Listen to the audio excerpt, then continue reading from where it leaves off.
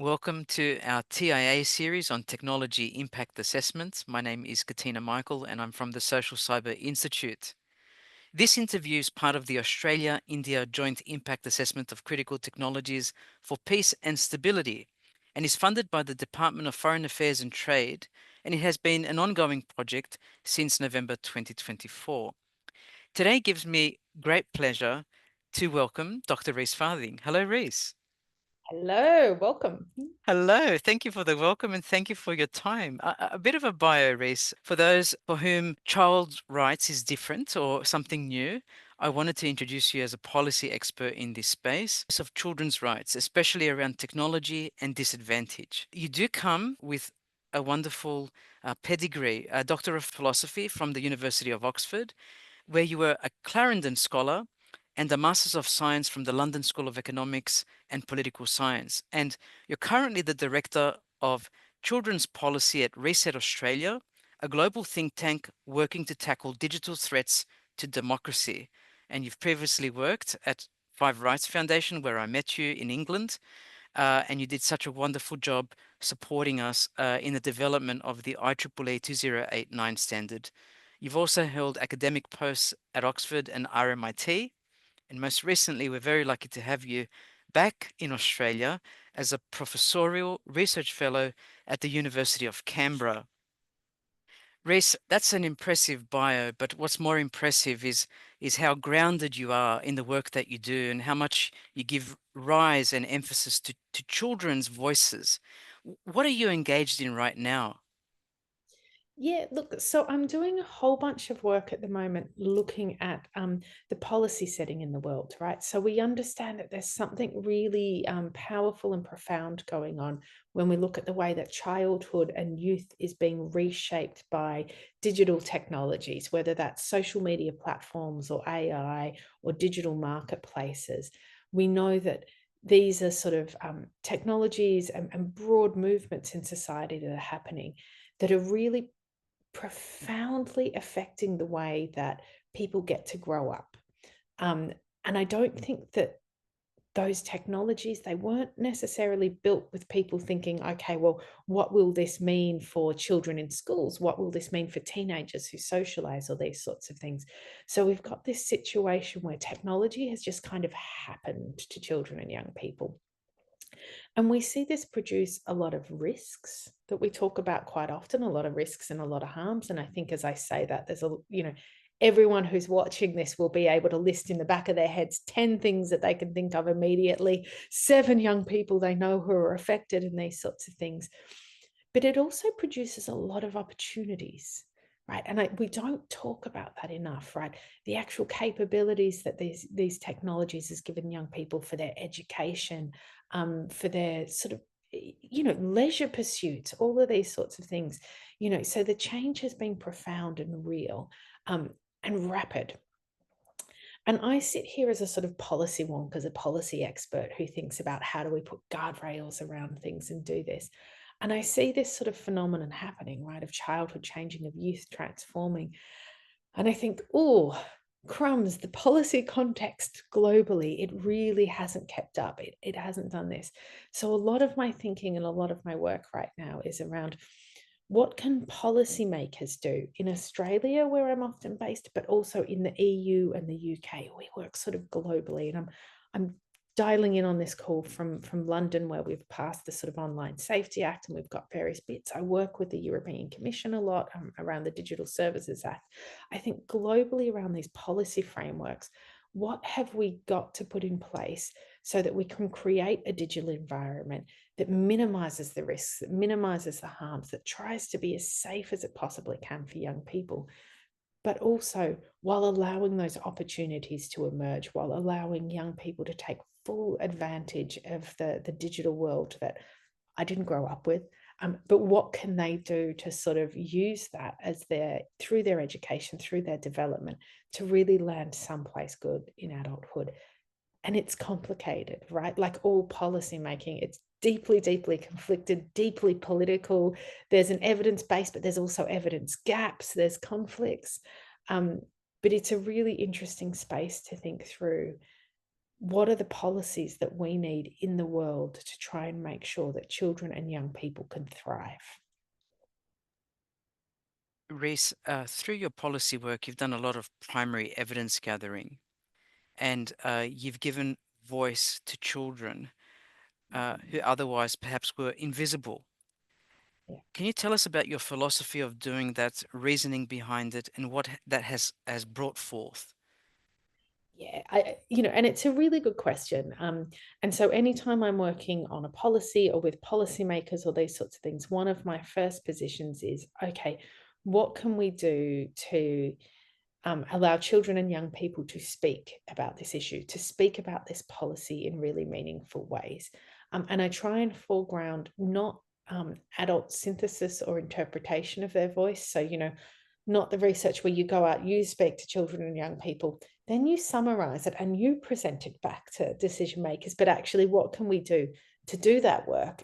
And then create the channels for young people to speak in really meaningful, informed ways directly to policymakers. And I do that for two reasons.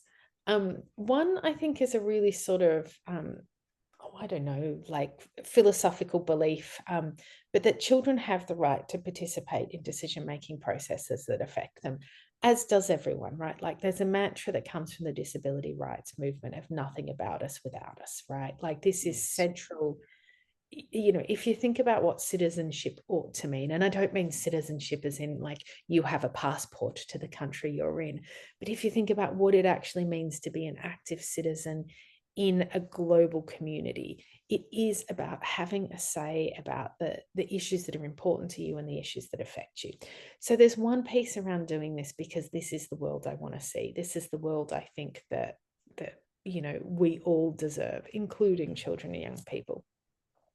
And then there's another piece about the democratic outcomes, right? Like you know, I, I can't think of a better way to put it because it sounds so sort of mercenary, but like you just get better policy if you speak to those Yes. people who are affected by it, right? They know the implementation issues that you'll face. They know the gaps or the problems. They know when the target of the policy is slightly wrong. They're like, oh, it's not actually this issue, it's this. Oh, you want to deal with that problem, it's these sorts of things. There is just some incredible expertise and knowledge that people hold about their own lives. And that is true for young people as well. Like, if you want to know, it sounds so obvious when I say this, but if you want to know what's really affecting 14-year-olds, no one will know better than 14-year-olds. 15-year-olds next best, 13-year-olds. There's people who will know best about what's going on for 14-year-olds are not 50-year-old parliamentarians sitting in a Senate Yes. somewhere, right? Like you get better policy if you create these spaces where children and young people can talk to policymakers about what the problem actually is, how it's lived for them, what are the consequences of it, um, and then also to talk through what are the policy options, what might be the unintended consequences of a particular policy for young people, or what might be the implementation barriers and how could you work through them. I think you just get better policy that way. And it's in everyone's benefit when we have better policy, better policy making processes, and better policy makers. With respect to technology impact assessment and your work in the children's space, how do you understand it or Yeah, relate it? Yeah. it's interesting. So um, I work a lot with child rights impact assessments, which is that same sort of piece in my own work. And then I work with policymakers who are doing, through legislations that we've worked on, they're doing like data protection impact assessments for children, or they're doing risk analyses of their systemic risks and threats on their platforms and these sorts of things. And I think that there's a real common thread that weaves the impact assessment process together, which is about being proactive, right? Hmm. Like I think so often what happens, particularly when in policy making and in digital policy making, we end up thrown into this reactive space. And we see this all the time when we're talking about children and young people. A terrible, terrible tragedy happens. And don't get me wrong, like there are so many really heart-wrenching, terrible things that you hear about. And off the basis of that terrible thing, then you get this policy making practice that happens, and it's always on the back foot. Mhm. You know, after the fact, like a harm has happened and then it's driven. And quite often it's within this sort of time frame that's affected by panic. You know, it's like a sense of urgency. You know, this bad thing's happened. We have to stop it happening again. And those aren't necessarily the ideal conditions for policy making, right? Like you don't get the best policies when you're trying to move fast, when you're trying to move in a sense of urgency, and when you're trying to respond to a hugely emotional situation. And so when you sit back and you think, okay, well, how do we move away from that? You think, okay, well, what can we do to predict the risks, to predict the harms to children and those sorts of things? And that's where the impact assessment process can be really, really useful, right? It's like actually sitting down and looking at the technology that you're building. And this is a requirement under, for example, the Digital Services Act in the EU. Article 28 says that Mhm. platforms have to take measures to reduce the risks to security, safety, and privacy for minors. And they have to do that proactively, and they do that through risk assessments. You've got to look at your service. What are the risks that it provides, that it creates for children, and how do you minimize those, and are they at the correct scale, and those sorts of things. What I like about thinking about children's rights impact assessments and technology impact assessments together is that the child rights framework, it really is a framework, and it can give you a way of thinking about in your technology impact assessment, what actually should you be thinking about for children and young people, right? Like, you know, it's Yes. really easy when you think about kids just to say, okay, technology and children, okay, ooh, we've got to stop them seeing bad content, and we've got to stop them having, I don't know, like risks with risky strangers. You know, that's it. It's like, actually, there are so many more things that affect children and young people than just, you know, just what you see at first blush. Like risky contacts, risky content, yeah, they're bad. You don't want those. But actually, there's lots of other things you don't want, and there's lots of things that you do want. And a child rights framework can really give you a way of thinking about that, right? It talks about Mhm. participation rights, like actually, does your technology engage children and young people, and does it meaningfully give them ways of speaking, Yes. expressing themselves, those sorts of things? Does it give them those participation rights? Does it give them the protection rights, right? Obviously, children have the right to be protected from content, strangers, but also commercial risks, right? Like children have the Mhm. right, their data has the right not to be like mindlessly commodified for Yes. any sort of advertising purposes or these sorts of things. There's a whole world of participation, protection rights. And then there's also provision rights. Like children and young people have the right to provision to services that are fit for purpose and these sorts of things. And thinking through, does your service help provide young people's rights to provision, to life, to development, to survival, all of those sorts of things. And so, you know, thinking about technology impact assessments a little bit, I don't know, open the aperture of the camera a little bit, go a bit more broadly. And if you can think about children's rights and how your technology might interact with children's rights, actually, I think you then start to think not only about making safe products, but also about making products where children that help children and young people thrive. And that's a difference, right? Really thrive. Um, and technology can do that. I what you're saying is fascinating. It's not just about picking up, you know, applications or services or digital services for children that may have negative impacts, but in fact, also saying, look at these wonderful positive benefits that we can recognize in services that are being offered. Both are important. Detect the harms, but also identify what those positive influences are already in that work. Um, w- I love And your intersection as well with the TIA and the KRIA. Sorry to interrupt. no, no, I interrupted. But I also think there's just a really wonderful intersection, if, as you put it, as TIA and careers of participation in the process. So, like, Yes. what would happen if, as you were doing your TR, and you know, if you've got a product that affects children and young people, and you know this, and you're thinking about what it's there, what would it look like if you asked children and young people to go through that process of doing the impact assessment with you, right? Like, would you see a whole set of different risks that Exactly. didn't come to your eyes? Would you see a whole set of opportunities that didn't come to your eyes, right?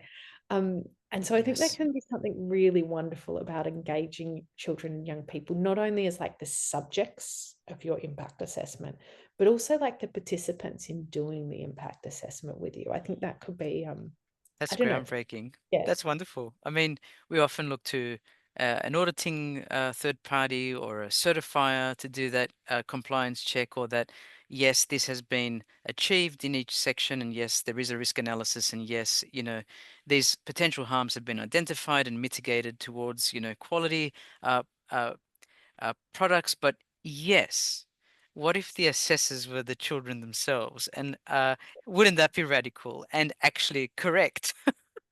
So I think But that's a great idea. but also, I mean, I say this sort of knowing that it's difficult. There are loads all around the world, there are loads of youth organizations you can partner with to do this, and you Mm. can make it work. But also just as a professional, I can guarantee for a lot of people it will be the most fun, inventive, exciting day they can possibly have if they can work with a youth organization to get a focus group up to like impact assess their product. You won't forget that day of work very easily. And so that leads me to a question on stakeholders. As part of a TIA or CREA, who are the stakeholders that you consult with, Reese? Yeah.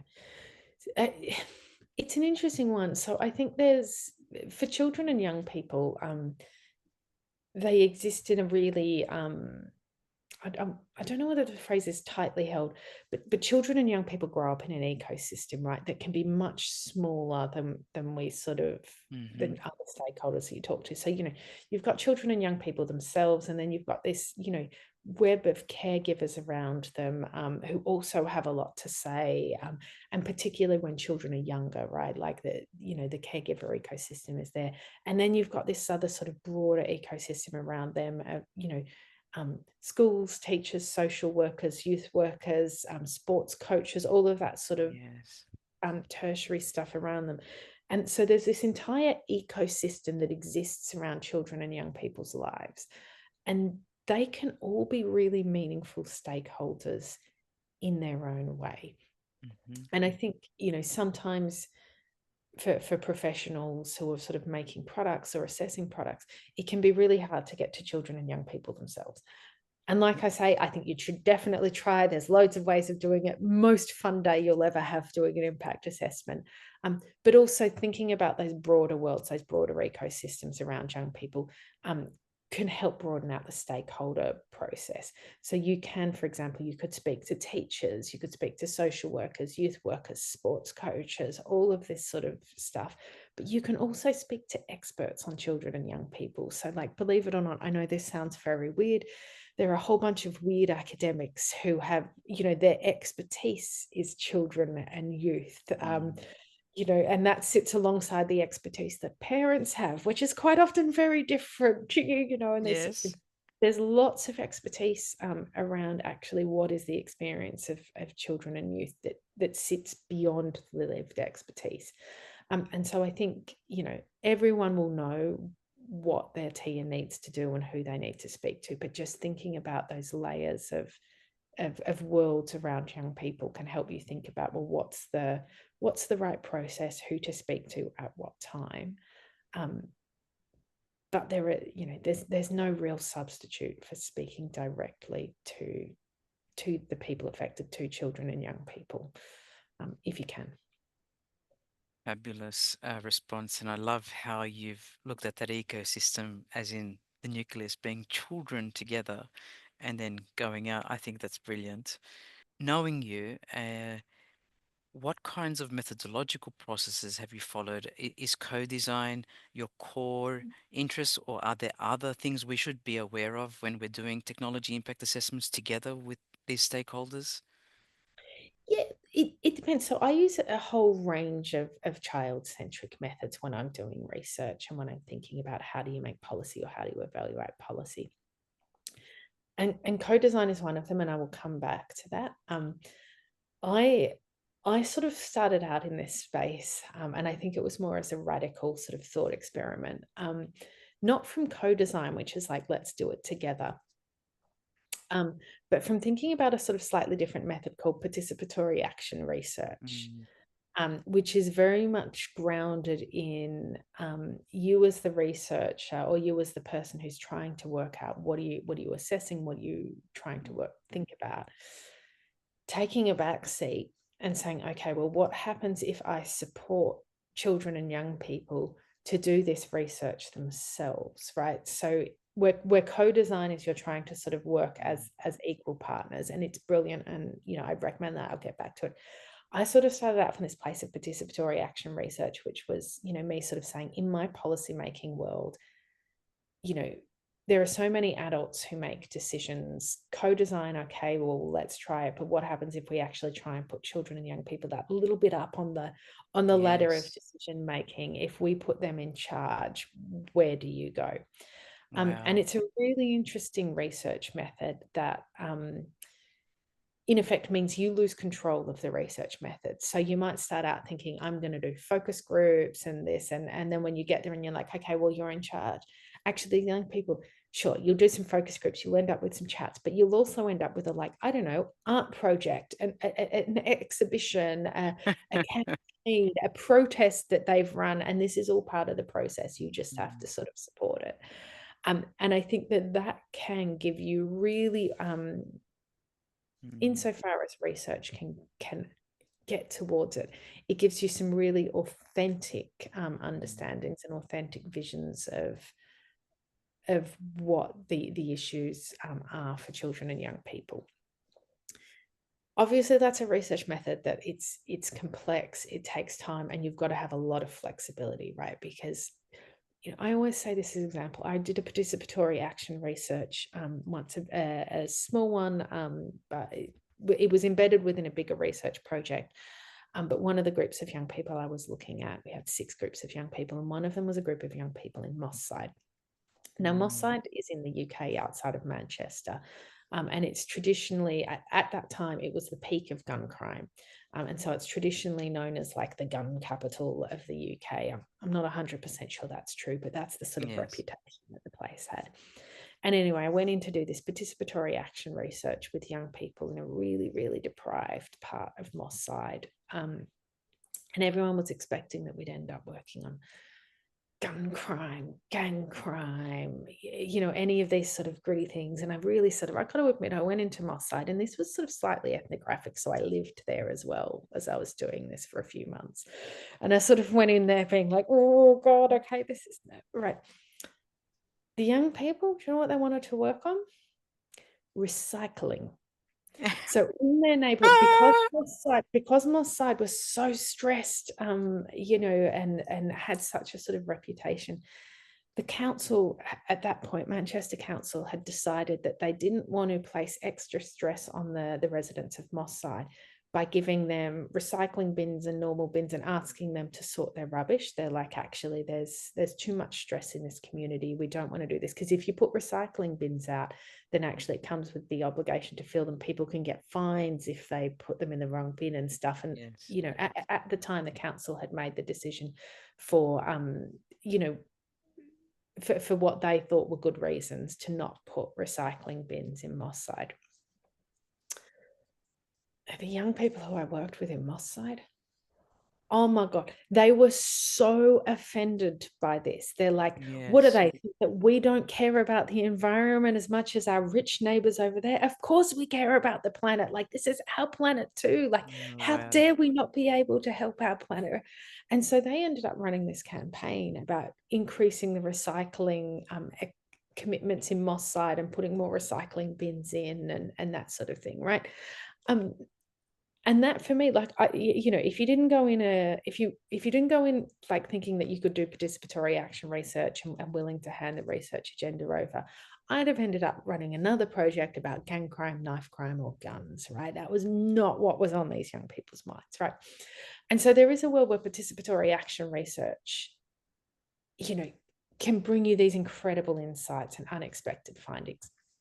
But I also understand that for people who've been tasked with please assess this piece of software, please assess this app, please assess this service or product. Maybe you don't want to end up completely somewhere else running a project about, I don't know, video blogging is the best expressive form for young people. And that's where like co-design, I think, is worth it, right? It's like, Mm, actually, if you meet as equals, what does that look like? And meeting as equals in an impact assessment process or any research assessment process is tough, because you've turned up, you're not equals, right? You have yes. turned up and said, I have defined the project, I have defined why we are here, I have picked the room, I have set the time of how long we will talk about this, I have invited you so I control who is in the room. You Yes, generally are yes. the person who've written the research questions, like the questions that you're going to ask, and they match to the impact assessment that you're doing, right? Like this whole idea of we are co-researchers, it's like, ooh, you got to acknowledge that the power of framing has been all yours. But okay, you know that when you turn up, what can you do to say, okay, well, I have exercised my power by framing this, by containing this. Now it is your space, right? This is the frame, but tell me what you want. And really try and see that process of, you're building this together, you're co-designers, you're co-researchers, but you've already used a lot of power. So how much in that moment can you step back and let young people talk and lead and decide, and actually sit back and let them lead within the parameters that you've built? You're going to get a more honest assessment of your product. I think you're right. And I'm lost in your words, really, Reese. Anyone listening to you uh, will be motivated and inspired to go and try these approaches with all different types of stakeholders. You're representing children with your child rights emphasis, but then there are other stakeholder types as well. And it's so beautiful to hear this. I'm thrust back, and I could be wrong, but I think the first time I visited your website, reesefarthing.com, from memory, that's the URL. Yeah. I remember at the time, around 2019, 2020, uh, there were depictions and photos, perhaps, of this place. If I don't, and an article actually related to this, if not more than one. But if I remember, there was graffiti on the skate park and other things in the backdrop in the setting. Um, if I'm not mistaken, I remember that this case study in particular that you mentioned, I did get to the end of the article, and I do remember the emphasis on the recycling. So it made me giggle when I heard it from you. But I do encourage people to go to your work, and if they're not sure what co-design is or participatory action research is, of course, this is a resource in the children's space that can be utilized and very good to riff off. Um, because these things that you're mentioning are quite empowering to all the stakeholders. Um, Mm. I love Do you know, that you so give that over to children. yeah. Yes, And go one of ahead. the things I was just going to say on sort of research methods, one of the things I've always found when you do this, where you have these spaces where you have children and young people and adults and decision makers together. So you're like trying to build these environments where you bring, the person in charge and a child together, and you're sort of talking around this. I've always found this is so much fun. Whatever methods you bring to try and bring children and young people who are engaged through, like I use a lot of art. So I'm always turning up at places with like, here's a box of colored Sharpies and some cab, and it's, or here's a this, you can build it in Lego, like just bringing all of these different methods together so that people can Mm, talk using things if they want to. As you said, there are a range of stakeholders. The amount of times, like I can remember doing a piece, and this was actually in Parliament in the UK. We had this meeting with some MPs, like a bunch of different MPs. Actually, we got 4 MPs there, and children and young people from their constituency. And we had a meeting room. It was the MPs who were there colouring in things while they were talking. These research methods and these approaches really, as you say, they're multi-use, and they can be way more engaging and deliver a far broader range of insights than I think people expect sometimes. You remind me the importance of the child's heart and the cleanliness of children and the purity and innocence. Of course, as we get older, we forget what it's like to be a child. But I must say, Reese Farding, you always provide for me a space when I'm with you or talk to you, whenever that is, where I feel like I can be a child again, and I can relax that adult demeanor for a moment and be playful, and Yeah. play is such an important construct in your work. Yeah. Um, but Yeah. Yeah. I mean, it's being play childlike as well, you know? play is play is a way into knowledge. Like I think society has dismissed play for so long as like frivolous or waste of time. And it's like actually you can get to knowledge, you can get to insights through play. Um, and it's a really underrated tool. I think so too. And on this, could you tell us the links between TIA and peace and stability, or KRIA and peace and stability, in whatever way you frame peace and stability? Yeah, okay. What an interesting question and provocation. Look, and for me, the first thing that leaps out when I think about trying to make that connection um, is that is the piece around if you can build better policy, products, world, technology, whatever it is that you're trying to build better through the process of impact assessment, and you engage people in the process. This is that active citizenship. This is what it means to have a say in your world, in your life, and to actually allow people to build build the communities, be they local, national, or global, that they live within. And I think we end up with more peaceful, more stable worlds when we have active citizenry, when people are actually building it themselves. So I think this is possibly one tiny way where through the process of doing your impact assessments and doing your impact assessments through methods that give voice and give power, um, I hope we build more stable worlds. My second last question, Race, is given so much of technology's rollout is global by global transnational organizations and other service providers, to you, the top couple of challenges with respect to that, living in a world where technology services are rolled out Mm. um, transnationally, but seem to be one for all. What are we? What can we do to improve the impact?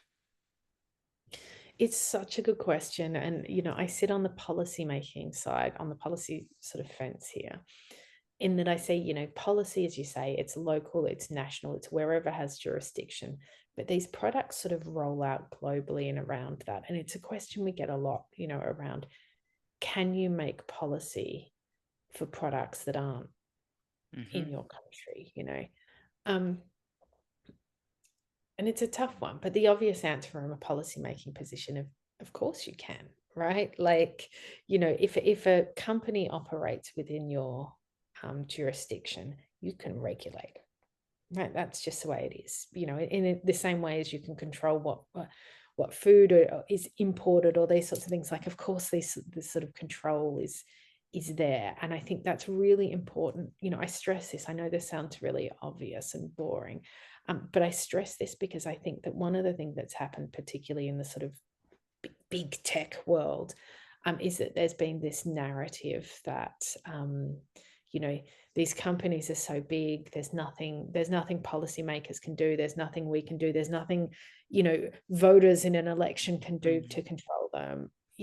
I think that's a narrative that's been seeded by big tech. Of course you can regulate this. We see this happening in Europe, we see this happening in Germany, in Australia.